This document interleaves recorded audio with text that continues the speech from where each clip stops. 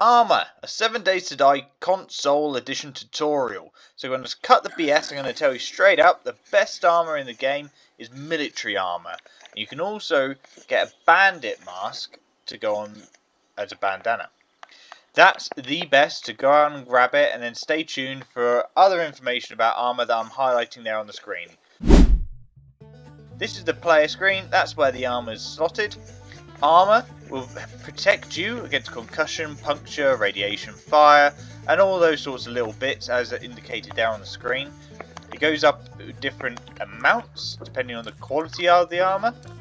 You notice level 600 cloth against the level 600 iron there. Iron is far better, and that's in line with your bandit armour. So really is top tier, and it's craftable, so you can combine them in the workbench. It's ideal. You can see here that the iron chest armor takes heavy armor and iron, and the light armor takes light armor, funny, and tailoring. Okay, and it repairs through cloth, whereas the iron repairs through iron. Really easy. Now looking at the skills separately, so we've got the skills on the clothing icon there on your skills screen. You've got the armor smithing at the top, which is across the board. Crafting quality there on my screen of 300 plus, which is relatively okay, but it's a little tricky to level up unless you're constantly spam crafting. You've got your heavy armor and your light armor skills that only increase as you get hit whilst wearing those armor pieces. So that's a little bit annoying. And then you've got some of the other skills there. So you've got your tailoring, which is just through clothes, and then you've got your leather working, which is leather and leather armor.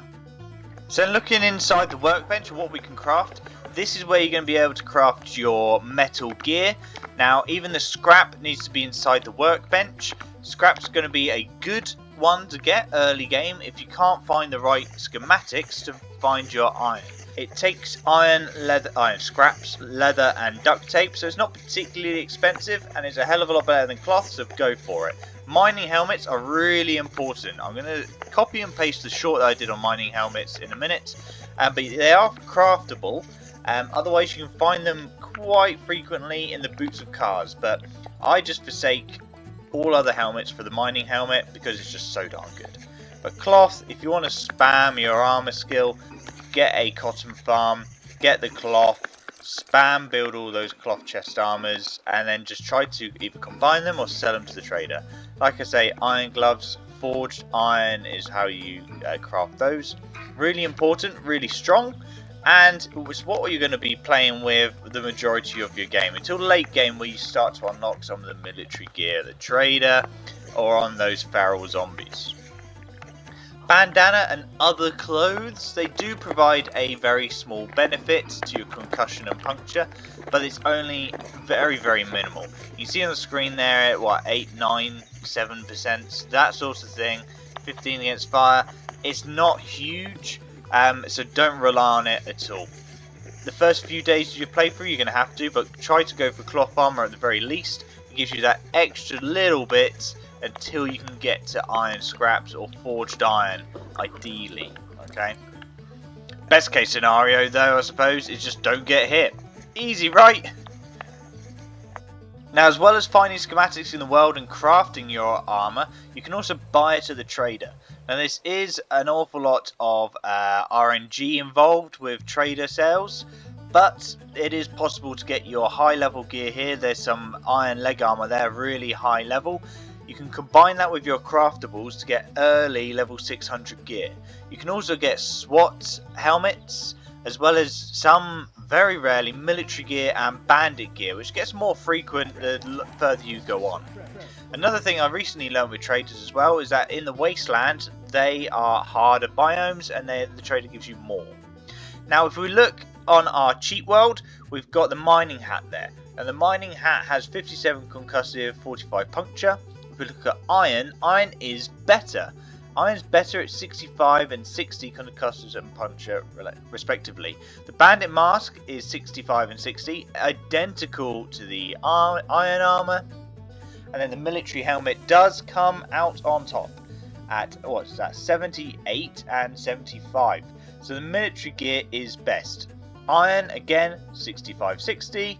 The bandit gear, 6560, exactly the same, repaired with forged iron, heavy armor and armor smithing. And then you got the military vest against 78 and 75. It is the best, so if you find military gear, definitely compare the stats and upgrade it. The only downside, which I'll describe as we go through the other bits of gear. Cool, those bandit gloves look lovely. I'm going to have to try and get myself a pair of them. But military gear, you can only repair it with military fibers. Okay? Now military fibers are really hard to find. They'll be on feral zombies. Very, very rarely would you ever find them in the world, other than in military camps, military bases, off of the feral zombies, or at the trader.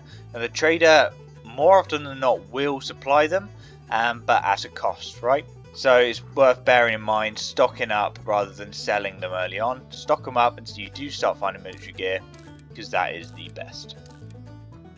Let's have a little look. See what we got. So my character doesn't have any actual clothes on, but in terms of where the armor goes and what it looks like, it's pretty good. It's a pretty good looking armor set there. The bandit armor is more rugged, looks more scrappy. It looks good. Now this is where I had the epiphany, and I'm just amazed. The bandit mask goes in your bandana slot there. It's not even classed as a helmet. So now what I've done on my single player playthrough is I still have my mining hat. I forever wear the mining hat. It doesn't, but I bought a bandit mask and I wear that in that bandana slot. It's a no-brainer. It gives you so much protection, and it's a level 300. I can't find any more, but it's amazing. Now taking off the bandit armor, we've got the full forged iron there. Again, the helmet, like the gas mask, it doesn't impair your vision at all. You see there, no impairment at all on the screen, and it's still quite good. It's as strong as the bandit armor, so don't break your neck trying to get bandit, other than that mask, which is incredible. Now the mining hats, their mining helmet, I always go for. It's a must. When you start a new world, you just cry for it. I just forget how useful these sorts of things are and take them for granted, but the mining helmet is incredible. It's a must have with the torch, even though it doesn't offer the most protection. If you've got a good strong set for the rest of your gear, you're golden. And yeah, like I say, just remember that bandit gas mask there. Incredible that you get all those stats into your bandana slot. Now the mining helmet, like I say, really important. It's not as strong as the iron, but if you flick the torch on and off, you can see there's a massive difference. So even in the open world, when you're mining, it really is a must. You have to have the mining helmet. It's just a no-brainer, right? Now it's craftable. You can find it in the world. That's absolutely fine.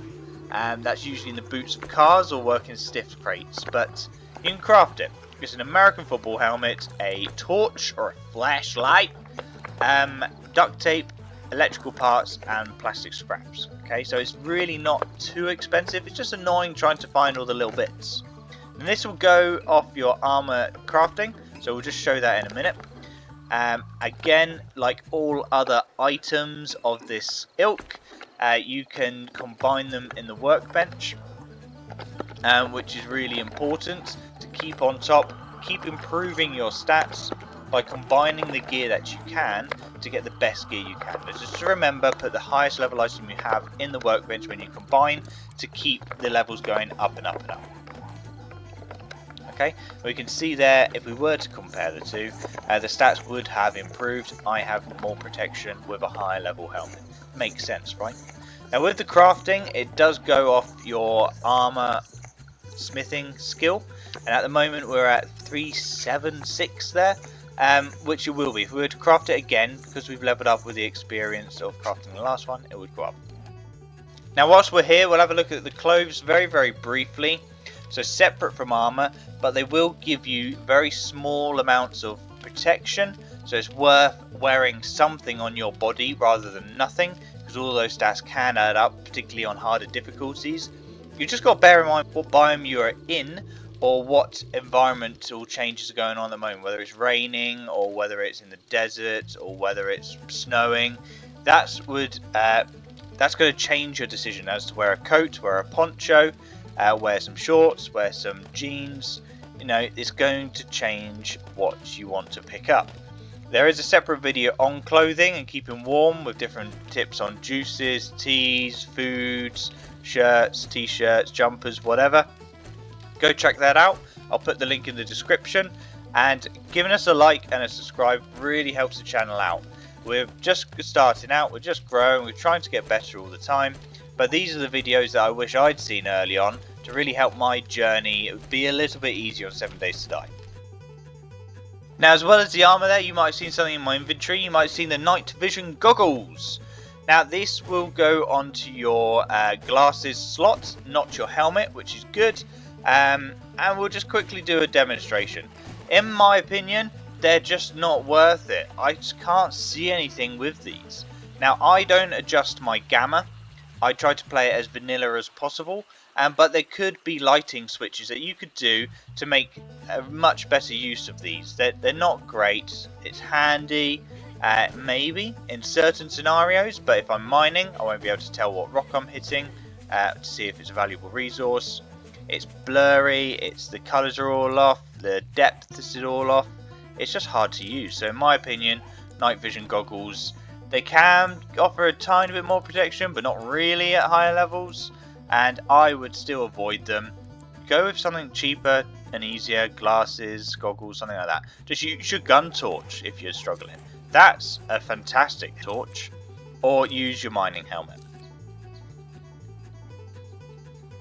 But that's it for now. Hopefully you enjoyed the video. Remember, military armour is the best armour. Give us a like and subscribe, we really appreciate it. And we'll catch you on the next JJAM Gaming video.